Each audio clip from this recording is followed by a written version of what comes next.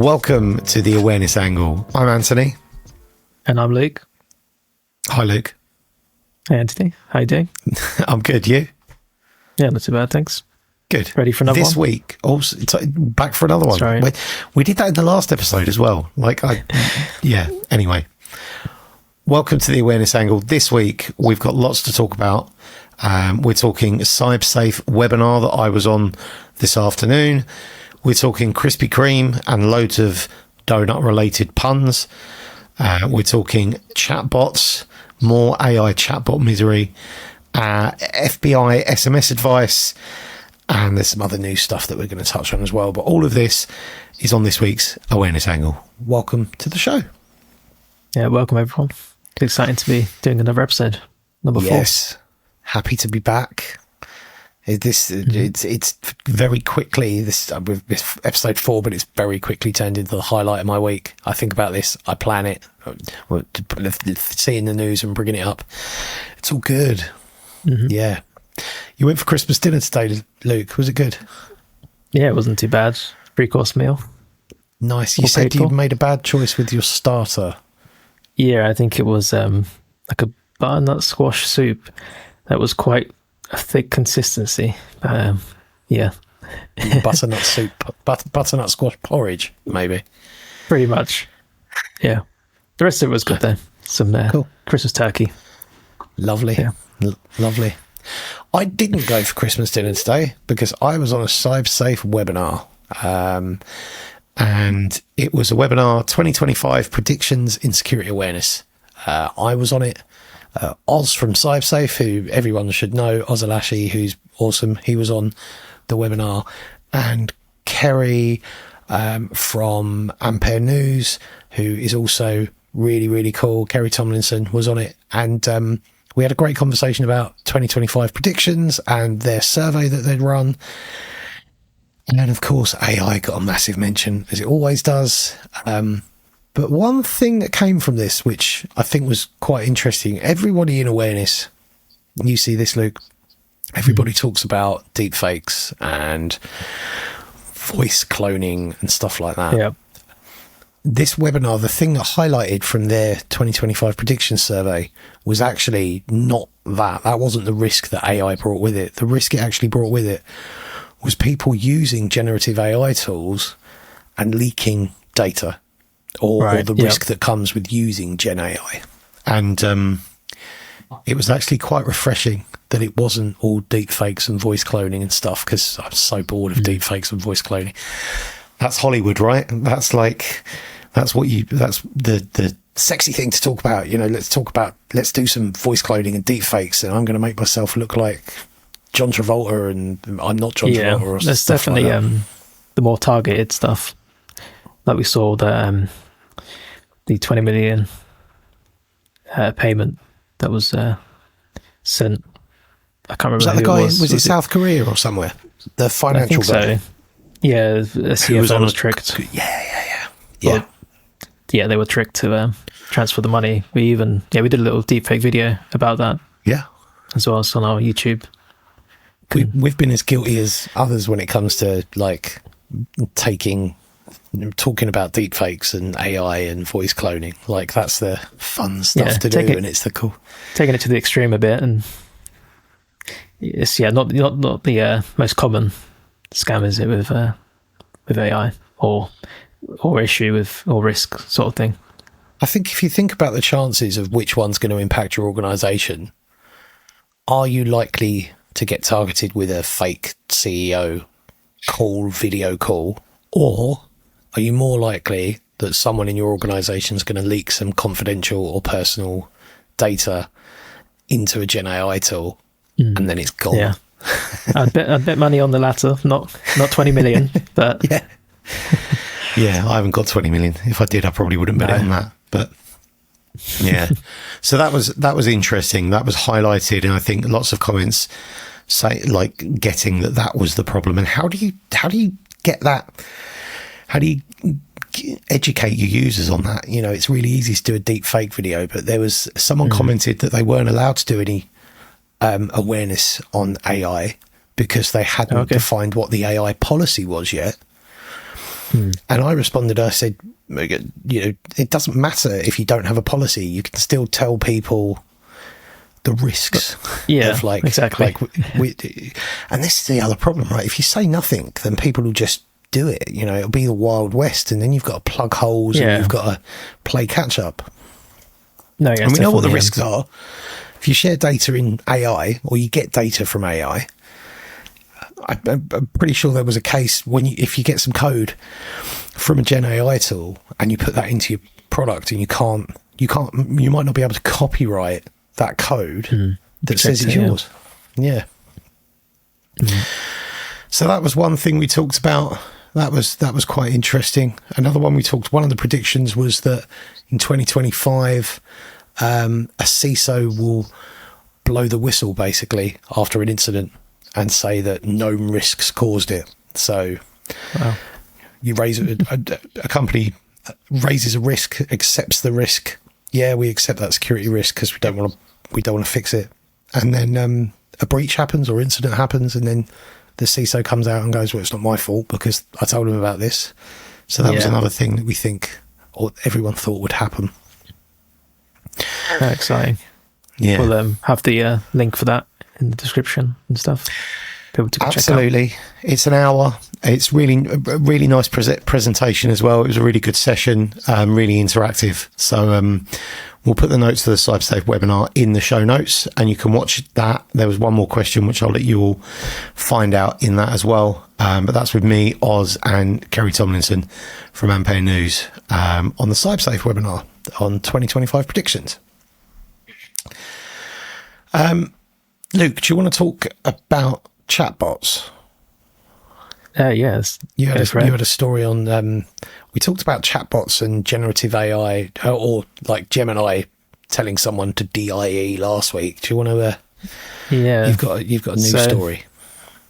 Yeah. So this, chatbot is, I think it's been in the news a few times.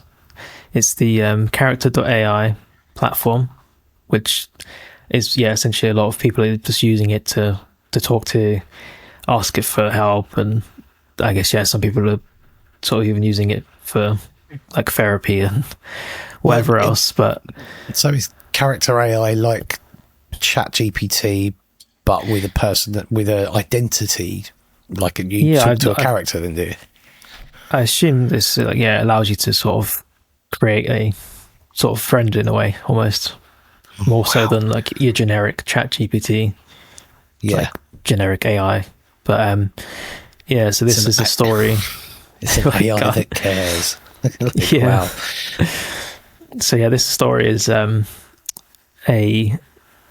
young 17-year-old in, I believe it's in Texas, at least that's where a lawsuit's been filed for this. So they spoke to the chatbot about their parents limiting their screen time, and sort of, I guess, asked it for help in a way, and it suggested to unalive their parents, which is absolutely terrifying. It's a very common thing AI seems to be going towards. As we mentioned before in previous episodes, a bit Skynet. I'm not being funny, but if the person that was receiving that advice was in a bit of a delicate mental state, you could very easily see someone. It would, for it to be told that if someone was in a delicate mental state, they could very much take that advice on board, and that's definitely that's terrifying. It's, very worrying. Do you know what? That's also worrying, because who would be liable then? Like this developer who's thought they've done a great thing and made this, character AI tool, they might find themselves on a manslaughter charge or something like that, which is insane. That's a whole thing, I guess, is who becomes liable for what an AI has generated. But so I think that so in Texas there's a lawsuit filed for I don't know if it's that particular thing. I think it is, but there was also another previous incident where a teenager unfortunately unalived themselves because of some interactions with the same platform, which is terrible. So yeah, they're definitely going through it with these lawsuits, which I guess are completely sort of, no surprise with that, really. No, that's crazy. Yeah, so since that story as well, they have said that they are going to start improving their safety measures for teenagers and making it more of a safe space, which is a good thing, I guess. Unfortunately, it took that for them to do it, but yeah, it's some scary stuff with AI. Definitely got to make people aware of its risks even outside of work and business data. Yeah. I think that's the awareness angle on this, isn't it? Where you can like tell people to have those conversations, to be able to remind people, if you have, like, I've got a 12-year-old daughter, so like she's fully aware that AI is artificial, and or at least I hope she is. We've had those chats, so it's important that you have these conversations with your family members and they understand it, even at work, right?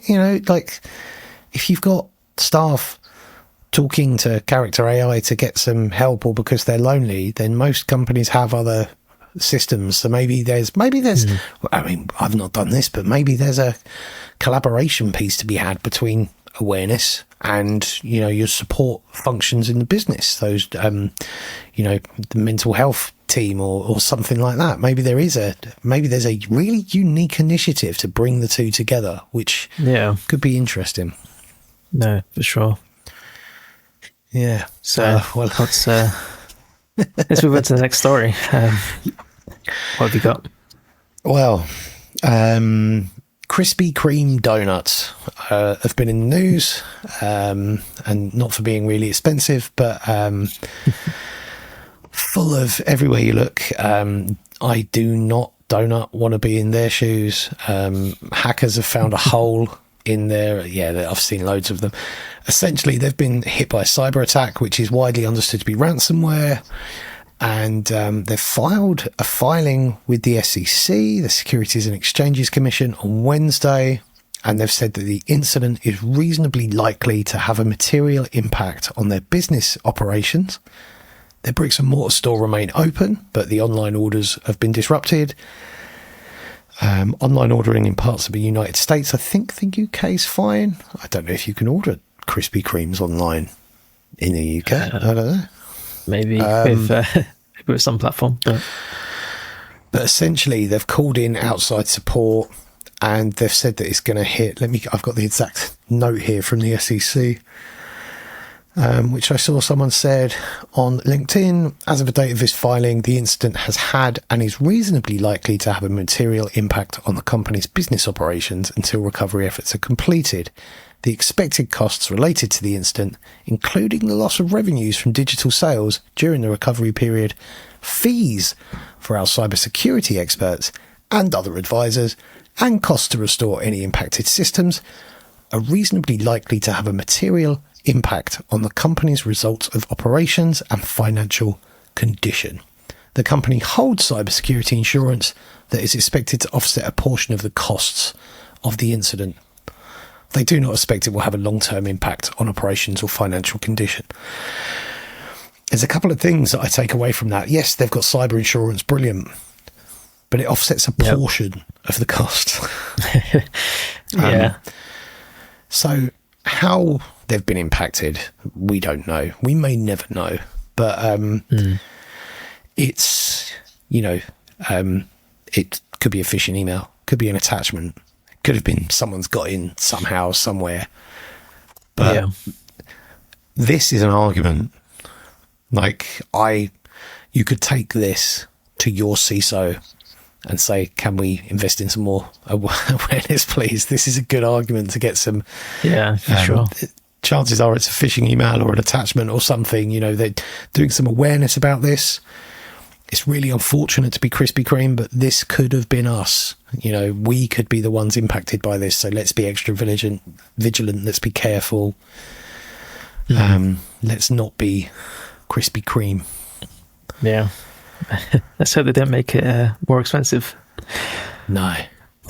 I do like a Krispy Kreme, don't I? They are good. No. Cool. I had another story, and this one I thought was really interesting. There's a slight irony with this as well. The FBI, obviously in America, Federal Bureau of Investigation, have warned that texts between Apple devices and Android devices could be intercepted by foreign hackers. And they've advised people to use an encrypted messaging service like WhatsApp or WhatsApp or Signal. So essentially, a senior FBI official has basically said that there's a broad and significant cyber espionage campaign. They've identified that People's Republic of China affiliated cyber actors have compromised networks of multiple telecom companies to enable multiple activities. That's according to CBS News.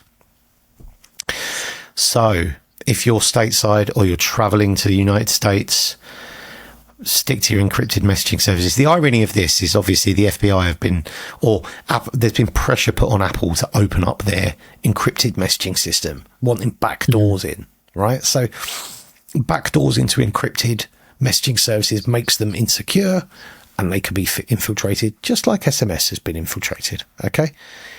The other problem with this is that, like iPhone, for example, it all backs up to the cloud. So rather than going for a telecom system, it's only as good as the password someone has on their iCloud account. The same with Android. You know, if someone's Google account is insecure, this isn't the absolute answer, because there's other security measures in place.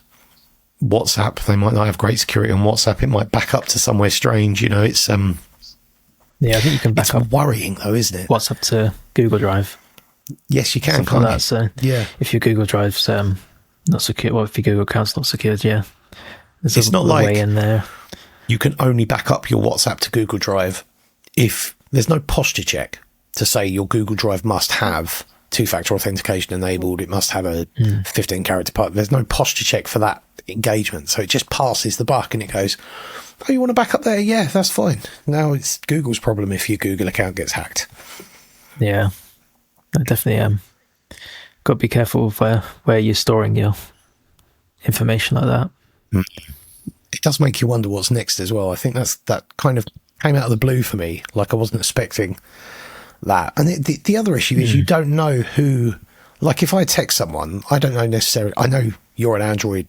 I'm Apple. We don't text. We WhatsApp. Yeah. But if I'm messaging someone that I don't know well, I don't know what platform they're on. Well, yeah, you're going to SMS them. So it does make me wonder if there'll be.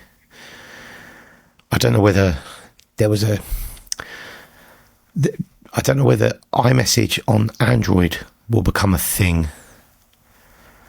Google don't have an encrypted messaging service, do they? I'm not sure. I might have to have a look, but I remember the whole thing around the like RCS, and I'm not sure if that's.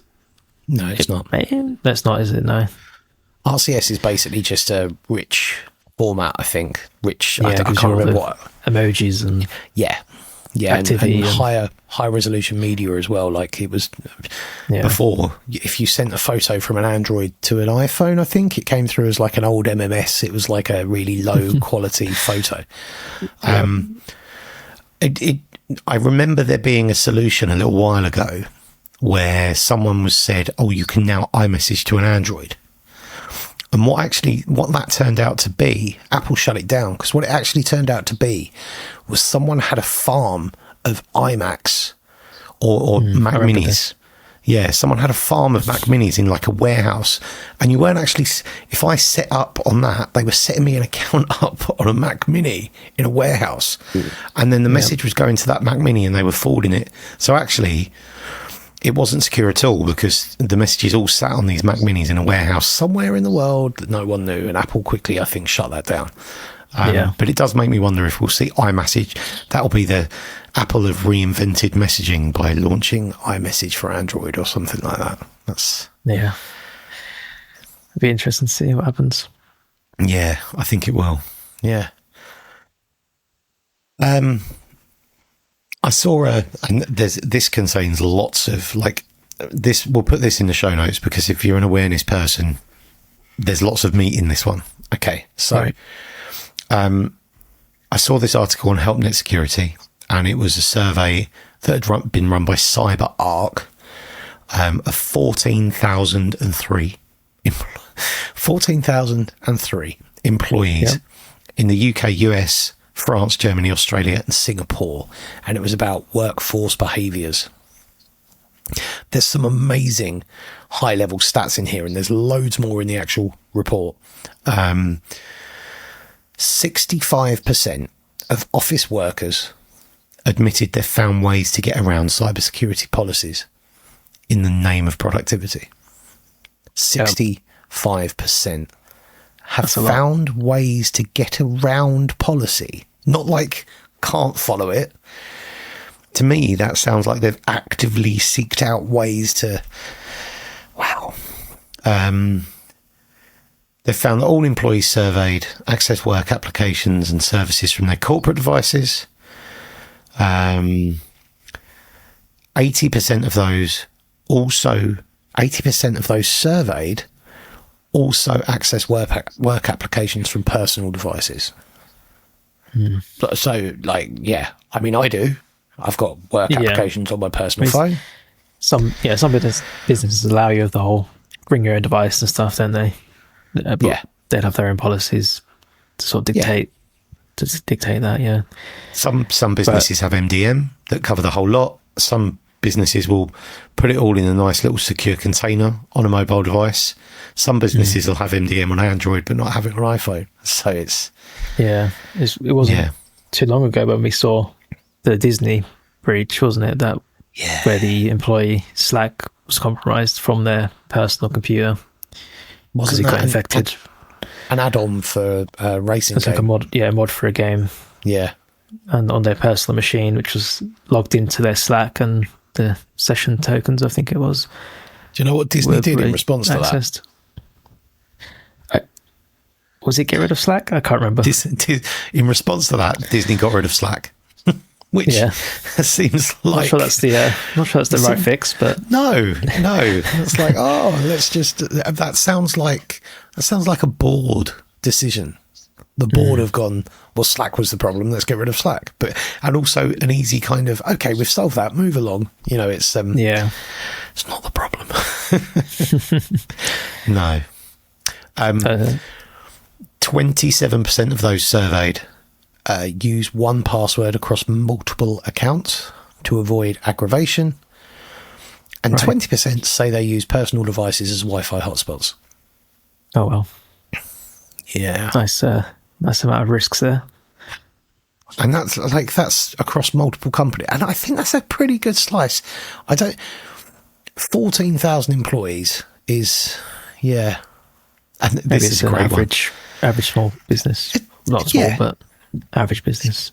Yeah, probably. It's a good sized business. It's a good slice of the pie, I think. It's not like on a shampoo advert where it's like 80% of people found this solved their dandruff, and then you look at the bottom and it says 64 people were surveyed. Yeah. It's a good size sample pool.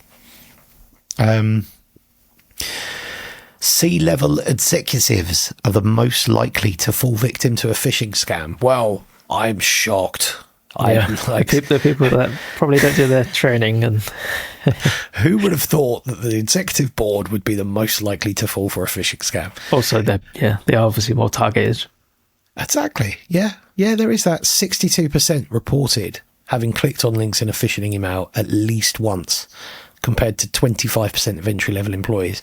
I wonder if there's a little bit of fear in that as well. Like, a C-level executive isn't getting fired if they get phished. But an entry-level person might worry if they leak all the data or like inject ransomware into the business or something. Yeah, there may be that. Also, I mean, I guess with those sorts of board members and stuff, they're potentially traveling a lot, and have their emails on their phone, and they're just going to open stuff, right? They're not going to be able to eat. They might be in a rush, and all it takes is one click on a phishing email. There could be a element of technical literacy involved there as well. Like maybe, I mean, I'm mega stereotyping, right? But there might be a generational thing here. Like typically, and actually a recent survey said that the Gen Z were most likely to fall for phishing campaigns, but it might be that these people aren't the most technical. They don't spend all day in front of a computer because they're meeting, greeting, talking. Yeah. There's so much in this report, but the other ones I'll just highlight now. 49% of office workers are using the same login credentials to access multiple work-related applications. So password reuse, 49% of reuse within the business. 36% password reuse between work and home. So personal accounts and workplace accounts. And then 30% claim that they share workplace-related passwords and credential logins with their co-workers. 1 in 3 share, or just under 1 in 3, share credentials with their colleagues. And then lastly... Go on. No, I was going to say last one is 36% admitted they don't immediately install security patches or software updates for their personal devices. Yeah. I'm not surprised. Although most of the time you'd think it'd be automatic. You wouldn't even know almost that it's updating, but I'm sure that's probably more specific. But it's definitely like that for me, I think, sometimes. Like, I think it does. Windows is pretty seamless now at installing updates. Yeah. Very rarely see. You might get like a shutdown an update or restart an update, but usually it's updated. I tell you what, I have 2 Windows devices. So I have this one, and for some reason I don't get it on this one. Maybe it's because the build of Windows that this is on. But I've got another Windows box that I use as like a file server. And I restarted it the other day and it didn't come back up. I was like, why hasn't it come back up? So I put a screen on it, and it's there at a welcome screen, and it says something like "Welcome back to Windows," and then it's asking me if I want to sign up to O365. It's asking me if I want to back up my files to the cloud. It's telling me, like, really pressuring me to use Edge instead of Chrome, and I'm like, I thought we were past this. Like, stop trying to throw Microsoft products down my throat. I don't want them. Yeah, probably these new features that you want to try, but you probably don't. I just wanted to restart my computer. Well, this is the thing, right? They make it, the language it's UX and behavioural psychology, I suppose, but like the language they use and the way me as a professional and fairly IT kind of, I think I'm quite IT literate, but I'm looking at it and I'm like, I have to pause for a moment for thought to think which one is the right one to not install O365 and not pin O365 to my start bar and not use Microsoft Cloud because I don't want to. You know, are you sure you don't want a 3 month? No, I don't. Go away. So HelpNet Security, I'll put a link to that article and the CyberArk report, which contained lots of juicy statistics just for you to tell everyone. Yeah, just a quick one on that same sort of topic. We can discuss it probably in the next episode, but culture studies and employee surveys within your own business as an awareness professional, definitely something to run. Hugely beneficial. Yeah. Obviously, we're running our own right now as well. So, but definitely. A lot Let's of talk about that. Let's talk about that in a bit more detail next week. Yeah. If you want to find out more about what we think of culture studies and awareness surveys, tune in next week to the Awareness Angle. We'll whiz through some final stories because we've been going half an hour already, so we don't want to keep you much longer. The GCHQ Christmas Challenge has been launched. They do one every year. I haven't done it, but it's a good puzzling exercise. There's a couple of articles on the BBC News about it as well. Is that something you could do as like for your family to teach them about cybersecurity, or is it for employees? I'm not sure. I think it would be a bit of a brain teaser. So following on from the success of last year's card, which was downloaded 138,000 times by schools and members of the public, secondary school classes across the UK and Northern Ireland will be taking on the series of festive brain teasers. School children are also being encouraged to take the puzzles home to challenge family and friends. There you go, it answers your question.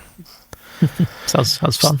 There's a lovely video on YouTube that talks all about it, and there's also a video in British Sign Language, so we'll put a link to that in the show notes as well. Yeah, cool.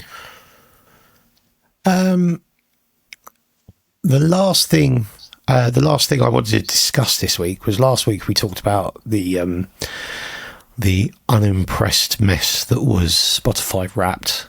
And I saw a comment on Reddit actually about it, and it was a picture of a thread. Someone uses Threads. It was a picture of a thread someone shared. Threads is obviously Facebook's version of Twitter. I think a lot of people are moving away from X, to be fair. I think Blue Sky is the winner in that well, yeah, space, you've got that now as well. Yeah. X, what's X? X, formerly known as Twitter, I think is its official name.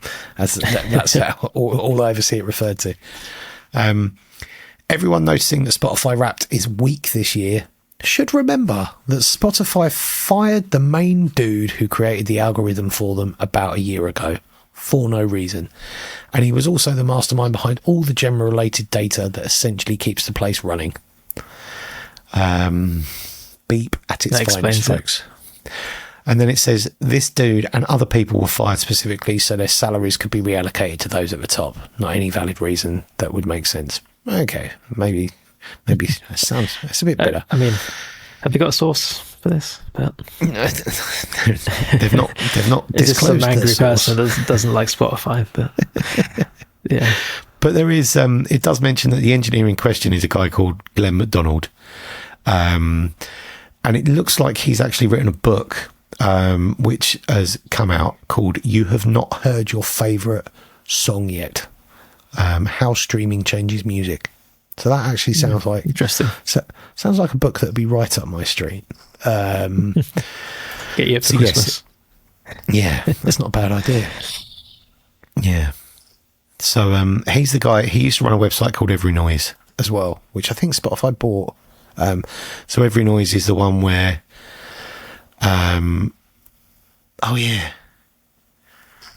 so it basically lists, it tries to shove a genre, every genre, it lists every different type of musical genre, and then you can click on one and it gives you related genres. You can type in an artist and it tells you other genres that you might like and stuff like that. Right. Yeah. Anyway,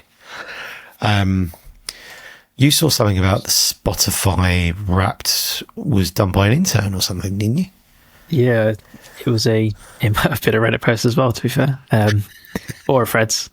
But yeah, it was a story about how, the whole Spotify Wrapped, which has been going for a good number of years now, was originally created by an intern. Wow. And I guess maybe that intern's probably moved on since then, and they've just sort of, obviously it's become this big thing, which obviously this time round hasn't gone down so well for all these reasons. Wow. So, we'll see what next year's is like. Yes, I just want to see I don't want to watch extra long animations. I just want to see who I listen to the most. At least include a way to get to the end a bit quick, like skip them without fully skipping them, sort of thing. Yeah. But hey, we're all talking about it, so they've done something right. Right? Yeah, exactly. Everybody wants to talk about their Spotify Wrapped with their friend and compare. I did note on a couple of chat groups I'm on, like YouTube Music have one, Apple Music have one. What else did I see one on? Yeah, they obviously did Reddit. I saw one on Reddit as well. Reddit told me what my most popular post was and my most popular subreddits were. I was like, okay. And in fact, we're doing a year in review. If you're an awareness function, do your own Wrapped. There you go. That's the awareness angle on Spotify Wrapped. Share all your stats that your InfoSec team's been up to for the year. Do you know what? It's going to be interesting to, I'm sure, to go back and think about all the amazing things that people do. I think as an awareness function, we haven't done enough shouting about what we do. We're out there a lot. We do a lot of storytelling and stuff like that. But I don't think awareness people perhaps do enough to shout about what their achievements. You know, it's how many emails have you sent? How many people have opened your emails? How many hours have been spent watching your training? How many people attended your webinars? You know, that kind of thing. Shout about the impact you're having. Write it up in a nice little bow. Phishing, yeah. How many people have, you know, how's your phishing stats changed over the last 12 months? How many people have clicked on a phishing email over the last 12 months? It's a great opportunity to have a good conversation about it and open up for feedback as well. You know, what do you think about phishing?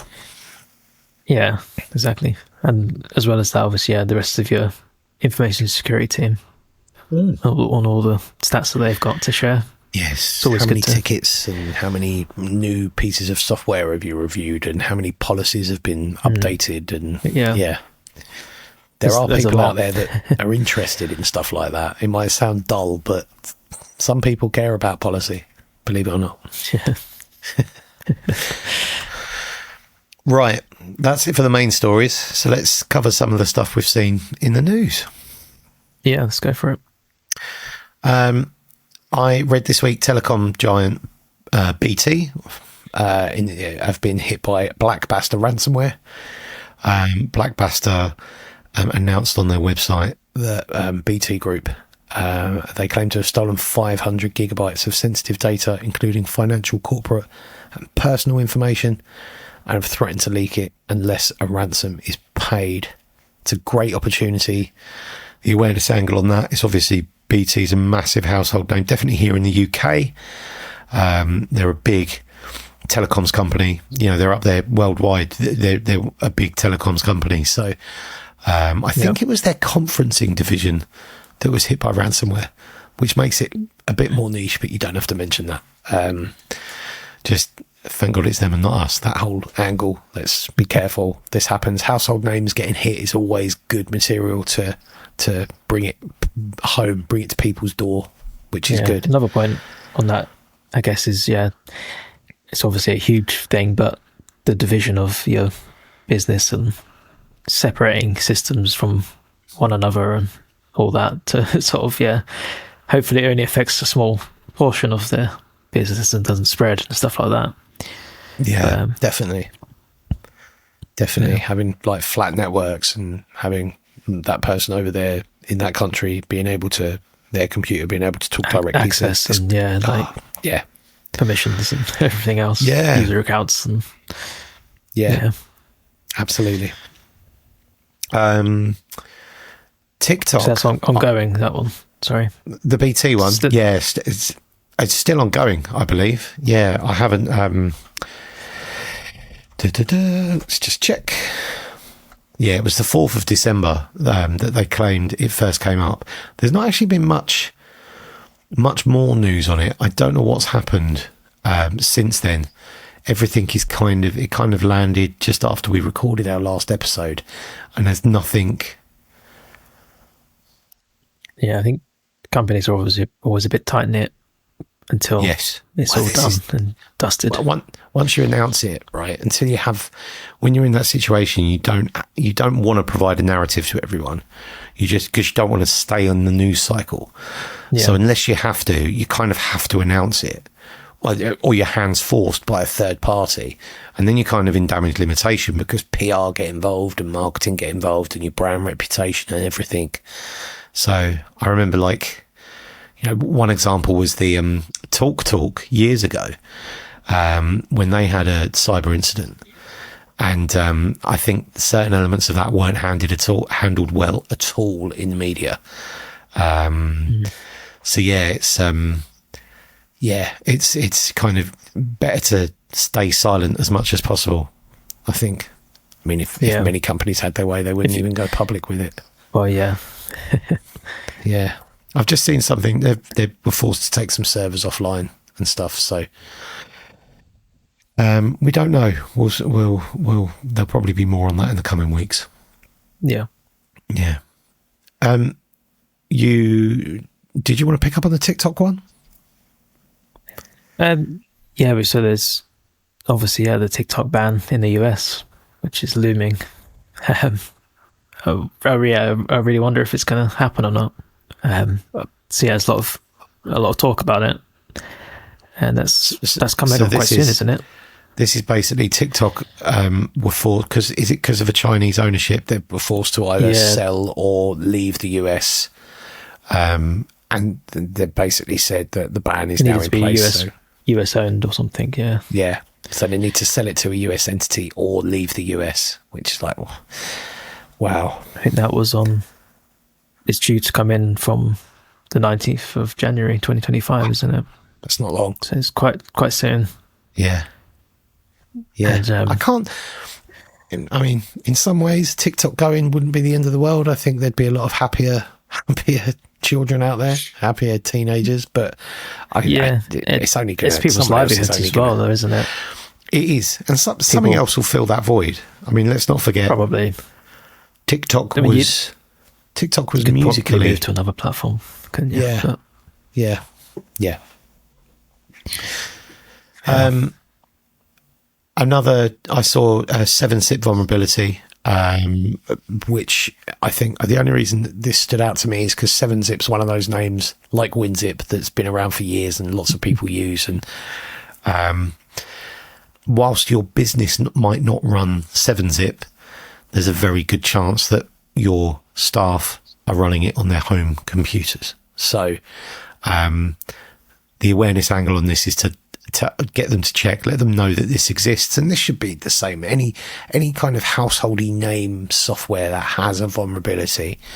We know from the CyberArk report that we've got people using personal devices to access corporate tools, and we know from the Disney Slack thing that someone was accessing corporate tools on a personal device. So it's personal devices, they're not your problem, but they do become your problem if people access corporate tools on them. So do some awareness on the fact that 7-zip, people should install an update.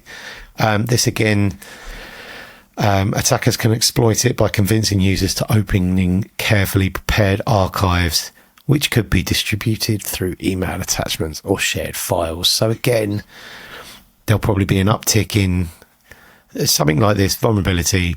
Attackers are going, okay, I'm going to send more zip files as attachments containing code because there's a chance that they'll be opening with 7-zip. And 7-zip's huge. Lots of people use it. So that would be a good one to talk about. Last bit of news we had, this one's yours, I think.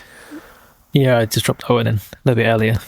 So we don't have to fully discuss it here, but we can drop it in the show notes. But yeah, it was another podcast I listened to, the Abroad in Japan podcast. Good podcast. Which is really good, especially if you're into Japan and its culture and stuff and want to learn about it. But this was a story they cover in an episode recently. I think this happened in November, but it's only recently been sort of spoken about, it seems. But it was the Yakuza in Japan. Obviously, it's like what would you call it? The Japanese mafia kind of thing. But obviously that's something it's become a lot smaller in the more recent years. I think it was a much bigger thing back in the day. Has it become a lot smaller, or has it gone like underground? Underground, yeah. So yeah, this was I think it was a thing that the Japanese government were running, like an informant phone line thing. Right. So like people that are ex-Yakuza or are in the Yakuza and want to get out of it, or are a victim of Yakuza, can contact this phone line or this sort of government entity or whatever. Yeah. And they suffered a phishing attack recently, which exposed all of these informants and all their data and information, which is crazy. That's not good at all, is it? Like informants. The complete opposite of what you want to do. Yeah. Talk to us in confidence, and then we get no longer phished. Anonymous, and you struggle to get people to fill in a security survey for fear of being outed, for fear that it's not confident. Yeah, you have a confidential line against the Yakuza, which you don't want to mess. I mean, I've played the games and seen the films. You don't want to mess with the Yakuza, do you? Yeah. Wow. No. So yeah, that's something that happened with quite recently. Yeah, we'll put some details of that in the show notes. That's sure. Good. There's one thing I completely missed that I meant to mention earlier, and that was the Apple Intelligence has launched here in the UK. It's been out there already. Won't go into massive details now, but you might be able to stop it on corporate devices, but you can't stop it on personal devices. Again, AI usage advice, guidelines, just good practices.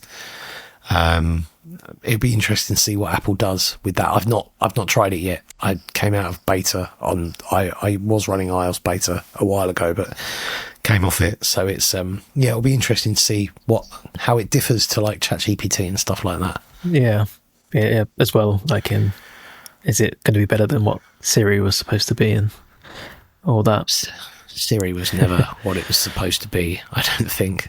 And none of Alexa, Google Home, Siri, none of them are as bright as they could be. I really hope that this does, because it just needs to have a little bit more, not intelligence, just a little bit more sense sometimes. But yeah. We'll find out. You can let us know in the next episode how you get on with it. Absolutely. If you're still listening, just to let you know, every episode will be accompanied with a newsletter. And the newsletter will contain links to the topics we talk about in the episode, and obviously a link to the episode. If you want to sign up to the Awareness Angle newsletter, visit riskycreative.com and you can find the details to sign up there. This is obviously a Risky Creative production, which is where the website comes from. I think we're done for this week. Luke, was there anything else you wanted to mention? No more news stories now. I think just to add on to that is, follow us on your favourite podcast platform. Would appreciate it a lot. Absolutely. And apparently the reviews are really important. So the reviews are what make the difference in the chart. We went live with episodes last week, really doing quite well in our category, and we've literally just had friends and family listening. So this week, this episode's the first one we're promoting properly. So please, if you like what you hear, if you're still listening after 40 plus minutes, please give us 5 stars, write us a positive review on your favourite podcasting platform. If you want to reach out to the show, hello@riskycreative.com will get through to me or Luke, and you can find our details on riskycreative.com website as well. Awesome. I think we're done then for this one. Yeah, amazing. Thank you, Luke. It's always been fun. And thanks very much. Right. Thanks for listening, and see you again next week. Yeah, see you all next week.